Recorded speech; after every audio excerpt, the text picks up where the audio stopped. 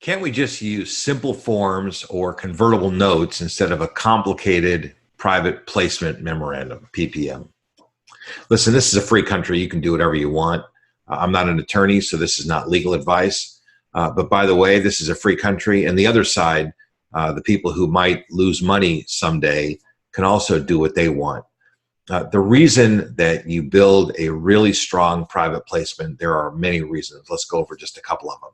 First, the most important thing is that this private placement is the way that you sell shares and take in money and be legally compliant with the rules of the Securities and Exchange Commission and the other regulatory bodies around the country. And it's supervised by attorneys, so you do it right. You don't find yourself in any problems with the regulatory agencies. And it provides you with a modicum of protection against the kinds of claims that investors might make against you in the event that something goes wrong. And under the securities rules, investors have lots and lots of protection. So you want to really make sure that you're protecting yourself and that you're doing these things in the right way. That's the first big part, has to do with legal protection. And that's why attorneys have to supervise this process. But more important to somebody like me, who's a syndicator and a fund manager, what matters to me is that it allows me to create the business rules for my deal exactly the way that I want them, because that's the most important part. Now, can you do it simple? Yeah, you can do it simple. You can do copy and paste forms. I guess you could do whatever you want. I don't recommend it. That's not what we do. We go to an attorney and the attorney does it for us. Does it cost more? Of course it does. But we get more than our money's worth. There are a couple places where this shows up. Number one, first of all, you want to make sure that you deal with somebody who is really, really good at writing these kinds of documents. And if you don't know what that means, then you should call our office and we'll explain to you what really, really good documents are. Because garden variety attorneys should not be preparing these kinds of agreements. Specialists who deal in corporate securities and other kinds of securities related matters are the ones who should be doing this, because they understand what this does. But here's a couple of the issues.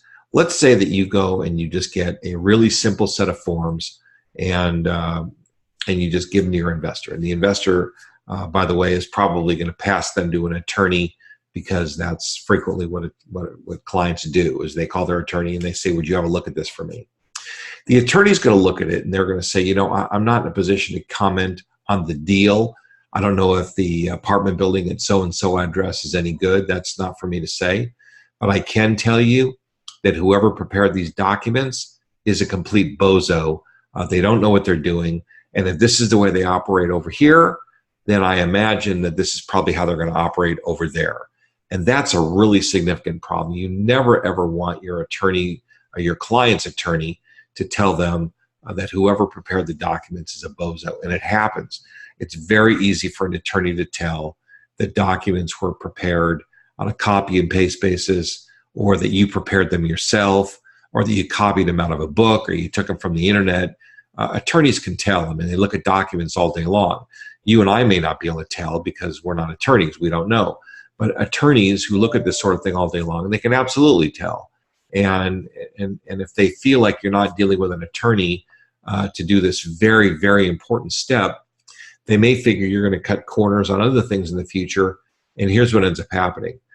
You call the investor and you say, hey, listen, did you look at my deal? Yeah, I looked at it. How did it look? Yeah, the deal looked pretty good. Unfortunately, I'm really sorry about this because I really, really wanted to go into it really, really bad.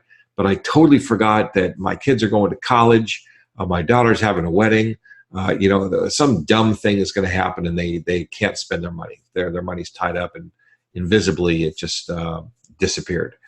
So they'll never tell you straight on why exactly they don't invest, but they'll give you some hokey reason, and you read between the lines, and you may not be honest enough with yourself to know, but I will tell you that very frequently it's because of something like cutting corners, or they don't trust your judgment. And so having a really good drafted set of documents not only protects you, protects them, protects everyone, and it protects everyone by the clarity of those documents. Having everything clearly written down just makes it better. So we all know what we're getting into. We all understand what's going on.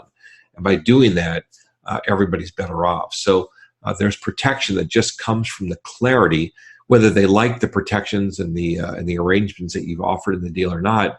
There's protection by the fact that there's clarity.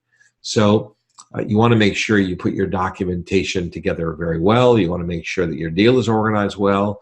You want to make sure you use the right kind of attorney. You don't want to cut corners. You don't want to show somebody the body language of being somebody who takes shortcuts, because that really is not going to pay off for you in the long run. It's going to cost you clients, and you won't even know that you lost the money. So you're better off to spend the money and get the value that you deserve from the money than having that money leak out the back door. It's sort of like running your air conditioner and leaving the windows open. You don't get to keep the money of running the air conditioner. The question is whether or not you're going to get value from that or not. So instead of cutting corners and using cheap docs or no docs or convertible docs or some other kind of a shortcut, make sure you do it right. And that will go a long way for you in running this business, because this is a great business. You just have to go out and stake your claim.